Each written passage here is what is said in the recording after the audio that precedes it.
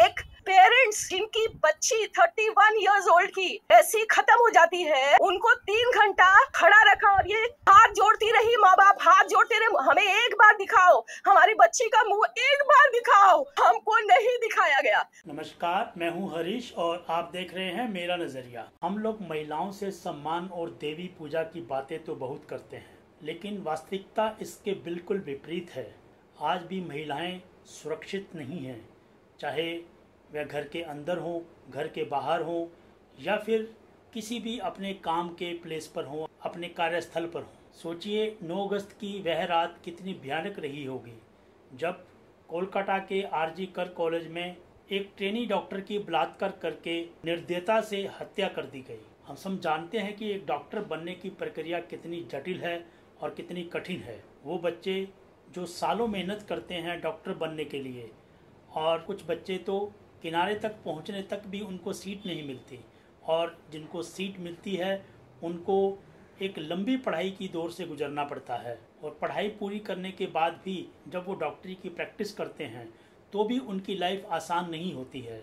उनको मरीजों की सेवा के लिए दिन रात एक करना पड़ता है, और जो जूनियर डॉक्टर्स होते हैं उनको तो 24-24 घंटे, 36 घंटे, कहीं कहीं तो 48-48 घंटे भी काम करना पड़ता है, नौकरी करनी पड़ती है, ड्यूटी करनी पड़ती है।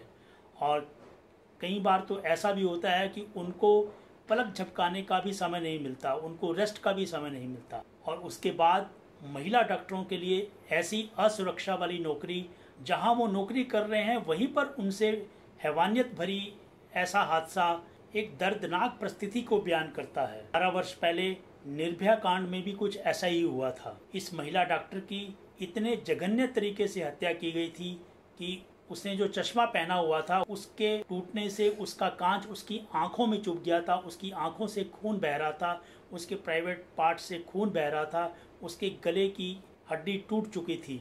यानी मारने वाले ने हैवानियत की कोई कसर नहीं छोड़ी थी।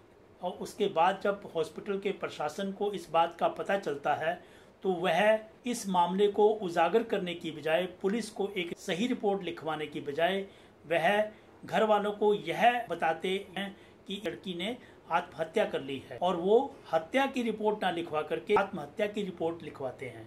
जबकि डेड बॉडी से यह साफ जाहिर हो रहा था कि यह एक हत्या है।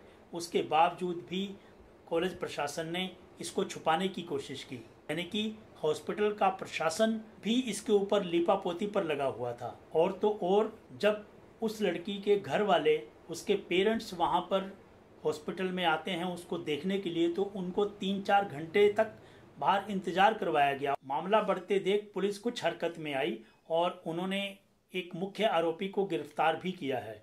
और मुख्य आरोपी एक पुलिस का वॉलंटियर है जिसकी ड्यूटी उस दौरान उस रात उस हॉस्पिटल में लगी हुई थी। लेकिन जिस तरीके से मीडिया की रिपोर्ट्स आ रही हैं उससे यह जाहिर होता है कि यह काम किसी एक व्यक्ति का नहीं है, इसमें और लोग भी शामिल हो सकते हैं। शायद यह भी कारण हो सकता है कि कॉलेज का प्रशासन इस बात को छुपाने की कोशिश कर रहा था। और वहां की ममता सरकार ने भी कुछ कम नहीं किया। कॉलेज के प्रिंसिपल के द्वारा इस्तीफा देने के बावजूद उन्होंने उस प्रिंसिपल को किसी और कॉलेज की ड्यूटी पर तैनात कर दिया। यानी कि उनको बर्खास्त करने की बजाय या उनको सस्पेंड करने की बजाय उनको कहीं और ड्यूटी पर दे दिया।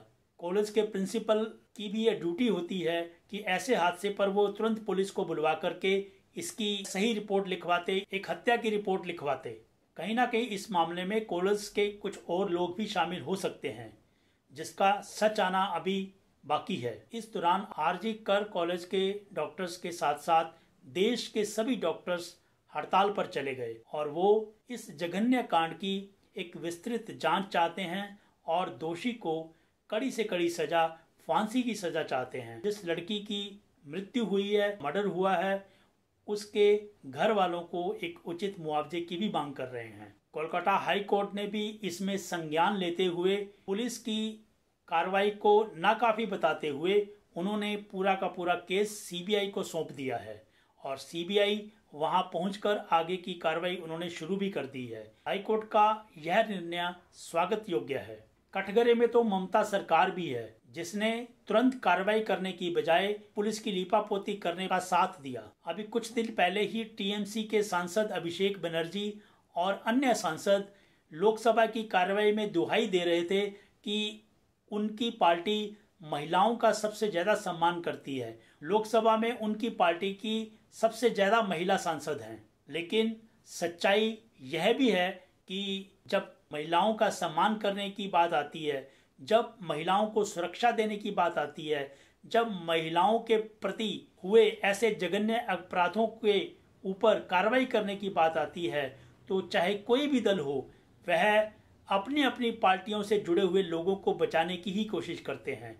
ऐसा हमने पहले भी देखा है, दूसरी पार्टियों की कार्रवाइयों पर भी देखा है। इस लड़की के साथ हुए जघन्य अपराध की दर्दनाक कहानी सुनिए उन्हीं के पेरेंट्स की जुबानी। ये जो हादसा हुआ है 9 अगस्त करीबन 10:30 बजे, मेरे पड़ोसी को मैं चीखते बिखलाते हुए रोते हुए मुझे लिपटती है और कहती है कि सब कुछ खत्म हो गया। मैंने कहा क्या हुआ? नहीं, मेरी लड़की ने सुसाइड कर दिया है, ये खबर आई है हॉस्पिटल से। मैंने कहा सुसाइड? किसने कहा, कैसे? बोले नहीं, उन्होंने कहा कि ये सुसाइड हुआ है। हम 4 जन, मिस्टर मिसेस, हम और हमारे एक और कर्मचारी, हम जब जाते हैं वहां हमको 3 घंटा खड़े रखा। एक पेरेंट्स जिनकी बच्ची 31 इयर्स ओल्ड की ऐसी खत्म हो जाती है, उनको 3 घंटा खड़ा रखा और ये हाथ जोड़ती रही। माँ बाप हाथ जोड़ते रहे, हमें एक बार दिखाओ, हमारी बच्ची का मुंह एक बार दिखाओ। हमको नहीं दिखाया गया। 3 घंटे तक खड़े रहने के बाद ये दोनों हस्बैंड वाइफ अंदर जाते हैं सेमिनार रूम में, और ये पापा dead body of the girl जिसके मुंह में खून था फोटो खींच के लाके मुझे दिखाते हैं। बच्ची का शरीर में कोई कपड़ा नहीं था, पैर दोनों राइट एंगल में मिला गया, एक पाँव बेड के इस तरफ, एक पाँव बेड के इस तरफ मिला गया। जब तक पेल्विक गर्डल नहीं टूटता है, इस तरह 2 पाँव को नहीं चीरा जा सकता है। चश्मे को कूटा गया जिसकी वजह से आंखों से खून निकल गया, गला दबाकर मारा गया। और पूरा ये जो मैं बोल रही हूँ, ये पूरा पोस्टमार्टम रिपोर्ट में वायरल हुआ है। आप लोग कृपया देखिए, ये कोई मनगढ़ंत नहीं है। मैं प्रधानमंत्री से हाथ जोड़ के रिक्वेस्ट करूंगी कि ये घटना जो एक 31 ईयर ओल्ड, एक meritorious student who has cracked her medical with her own stamina and her own intelligence, goes to that top and becomes a promising doctor, should not be killed, or her voice should not be smothered like this. Prime Minister, if you are listening to me, Madam President, if you are listening to me, every word I utter, I promise you that not a grain of the words I utter today is a lie. I promise that every word I uttered is in the postmortem report which is viral. Thank you. इस पूरे प्रकरण में मेरा नजरिया यही कहता है कि महिलाओं की सुरक्षा के लिए सभी स्टेट सरकारों को और केंद्र सरकारों को कुछ ऐसे नियम कानून बनाने चाहिए ताकि ऐसे जघन्य अपराध करने वाले सोचे भी ना। आपका इस पर क्या कहना है, आप कमेंट बॉक्स में जरूर लिखें। धन्यवाद। जय हिंद।